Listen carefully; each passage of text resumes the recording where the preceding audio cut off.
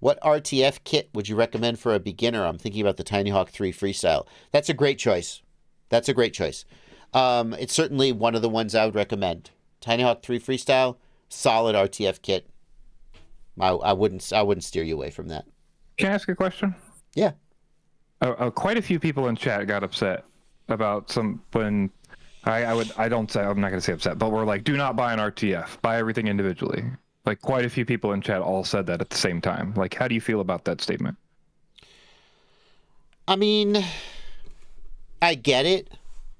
I think that if you get into FPV, eventually you have to learn how to build.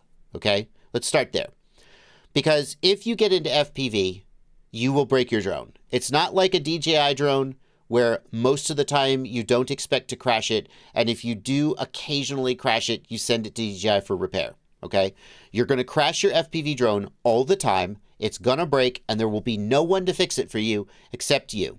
So either you will learn to fix your own drones, or you will get out of the hobby because you can't afford to keep buying new drones. And very rarely I have met a person who is so wealthy that when they break a drone, they just buy a new one. And they have 15 broken drones. And one of them's got a broken motor. And one of them's got, like, they're barely broken.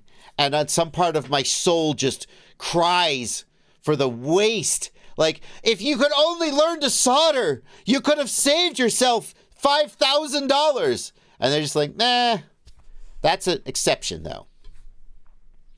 So, but it doesn't mean that the right choice for everybody is to start by building their own drone, because building a drone is an enormous learning curve.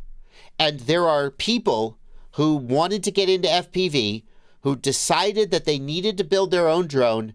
And they got so frustrated and discouraged that they never finished, and they never got into FPV.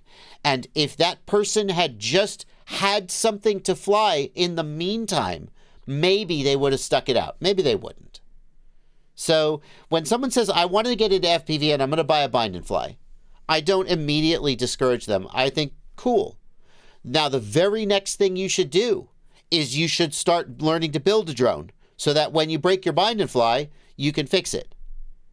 You got to learn to build eventually, but it doesn't mean that you need to start out learning to build.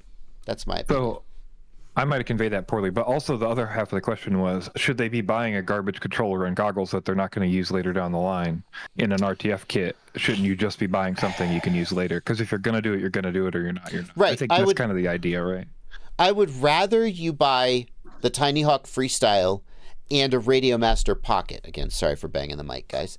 I would rather you buy... Talk with my hands. Part Italian. I would rather you buy a Radio Master Pocket or a Radio Master Boxer or a Radio Master TX16S or some controller you can grow with. If you buy the garbage goggles and the garbage controller, like the Emax goggles are not total trash, but the Emax controller is kind of trash. You know? But that's the kind of thing where, like, I feel like having it all come in one kit. Like, the thing, what ultimately what I want you to do is I want you to get into the hobby and enjoy it. And if the right way to do that is you buy a bind and fly kit like a Beta FPV Cetus, as long as you get enough use out of that you're hooked and you want to keep going, it did its job. Okay? And the thing is, like,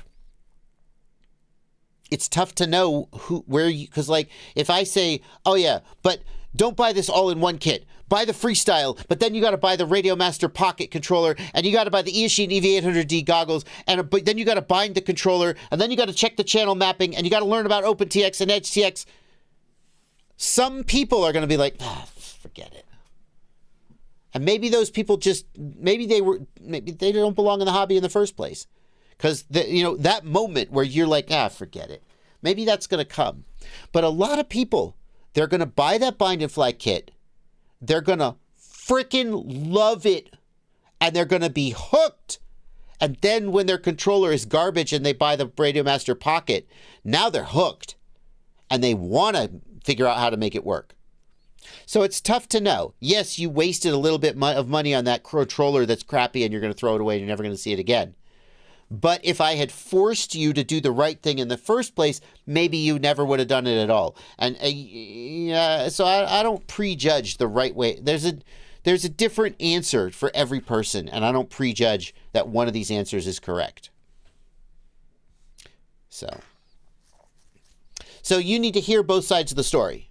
You, as a person getting into the hobby, need to hear from people who say, oh, God, don't buy that. It's trash and it's going to die on you. You should buy a Radio Master Pocket. And you need to hear from people who are like, oh, yeah, I just bought a Bind and Fly. It was great. You need to hear from both sides and decide who you are. There's not a one right answer.